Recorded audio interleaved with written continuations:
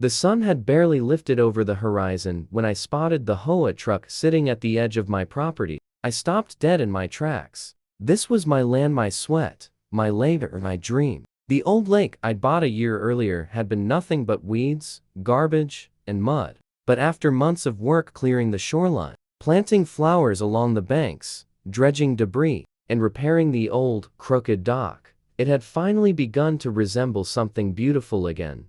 That's when I saw her, a woman in a spotless blazer, clutching a clipboard like a weapon, marching straight toward me. "You can't do this here," she barked. "This lake belongs to the HOA," I linked, tightening my grip on the rake in my hand. "Excuse me?" I asked, keeping my voice steady.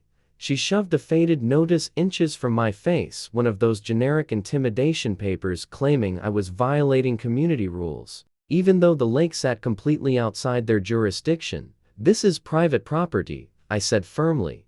But she laughed, a sharp, grating laugh full of arrogance and entitlement. "Private?" she scoffed. "You think a tiny deed means anything here?" Her eyes swept over the water, the dock, the cleared shoreline. I noticed immediately. She was dialing someone on her phone. I inhaled slowly, sensing the chaos brewing. I'd prepared for pushback, but I hadn't expected her to march in on the very first morning with an entire agenda ready to go.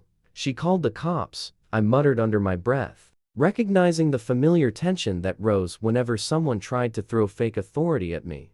I stepped forward, grounding myself. "I didn't fight for this country to be told I can't restore a lake on my own land," I said. The calm in my voice surprised even me. She flailed her arms dramatically, shouting again about illegal activity, about violations. But then her smirk faltered just for a second when I casually added, "By the way, I own every inch of this property, including the water rights." Her phone call ended abruptly. She froze like someone had pressed pause on her confidence. But I knew better. This was only the beginning. The lake glimmered quietly behind me, serene and untouched, but somehow felt like a battlefield waiting for the next move. My fingers curled tighter around the rake.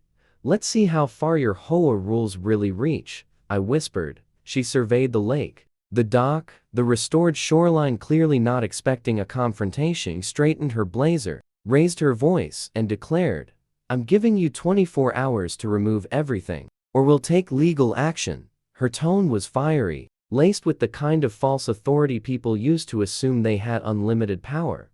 I let her threat linger in the air, heavy and dramatic. Then I smiled, calm, slow, unbothered. "You might want to check the property records first," I said. Her jaw tightened. "I don't need to actually, but you do. Because I have the original deed, signed water rights documentation, and a survey map showing every boundary, including the exact line where your HOA has absolutely no control." She blinked too many times, her FOD slipping. I could practically see the gears grinding inside her head as panic began to creep in. That's impossible," she stammered.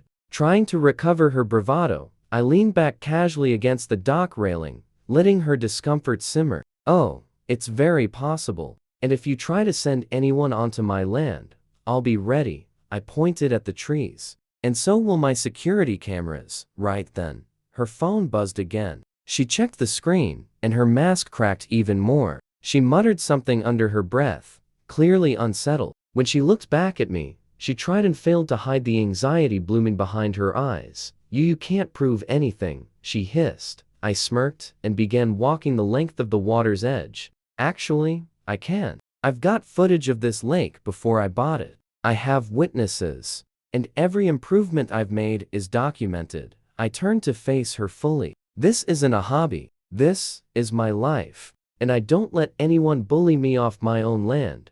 Her hands trembled around the clipboard as if it were a shield. But she wasn't done, not yet. Her pride wouldn't let her retreat. I could feel it, the calm before the storm, the quiet moment just before everything truly exploded. And deep down, I'll admit it, a part of me felt the familiar thrill of a battle beginning. She had no idea what she just walked into. Her phone rang again. She answered immediately, whispering urgently. I couldn't hear most of it, but I caught, "Yes, he has documents." I don't know. Her once confident persona was collapsing. and I allowed myself a small, satisfied smile before she hung up. I raised my voice so everyone could hear. By the way, if you try involving law enforcement with false claims, that's impersonation. And I keep copies of everything. Her eyes widened, panic flickering. I'm just enforcing the rules, she stammered, her voice trembling. I stepped closer, letting my presence fill the space, lowering my tone to something that felt like a warning. Rules? I said. You mean fake rules? On my land? She flinched, her posture collapsing just slightly, the first real sign that she finally understood she was in over her head. I noticed a small security badge sticking out of her purse. It looked official at first glance, but the design was completely wrong. My instincts kicked in immediately. Fake cops now? Classic. I muttered under my breath. You really thought you could scare me into leaving my own property? Her face flushed red, but behind the anger, I could see calculation, her mind scrambling for the next move. I wasn't going to give her that chance. Look, I said evenly.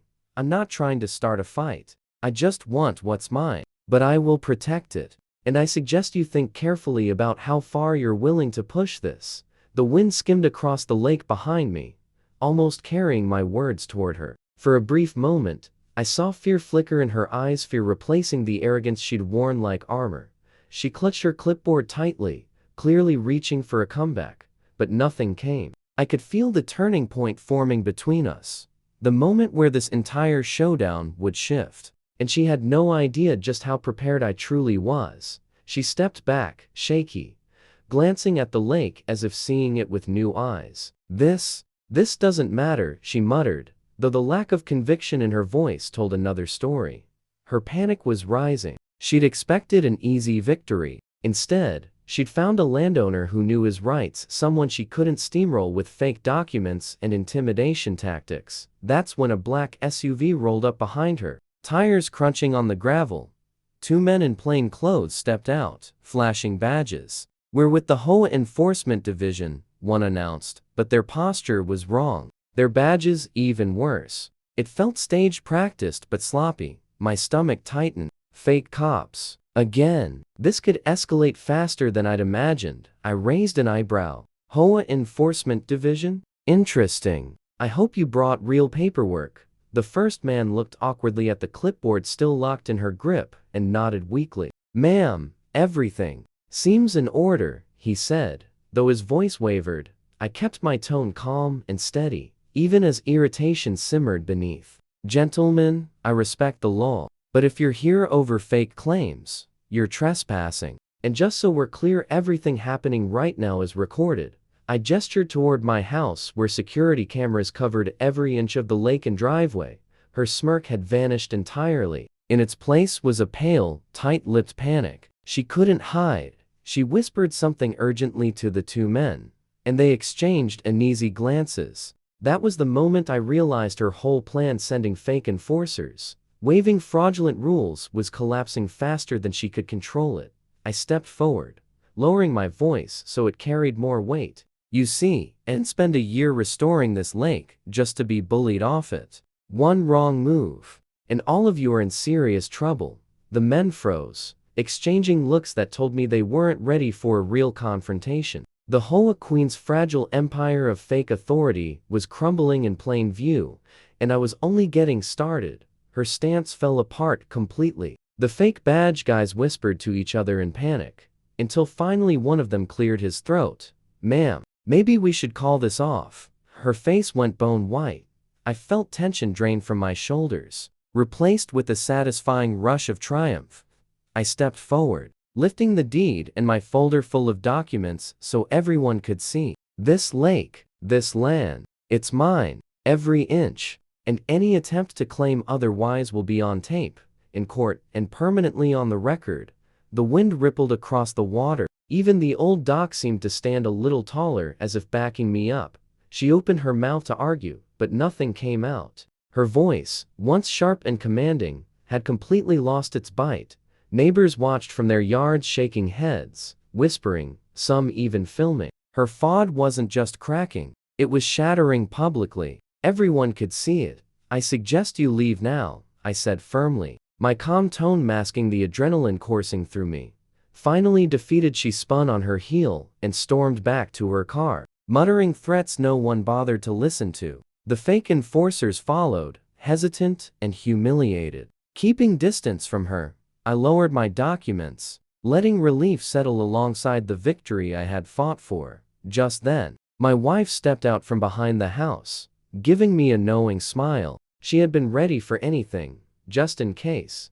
I walked down toward the dock, gazing out over the lake I had restored with my own hands. Sunlight sparkled across the water, shimmering like a quiet promise. The weight of victory, of safety, finally sank in. You don't mess with someone's dream, I whispered to myself. Especially when it's their home. Neighbors waved, some even clapping softly. And I knew this story would spread.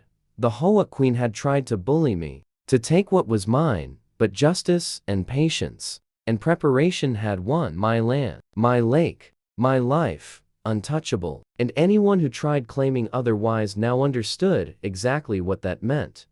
The wind swept gently over the water, carrying a single truth. Some battles aren't just won, they're remembered.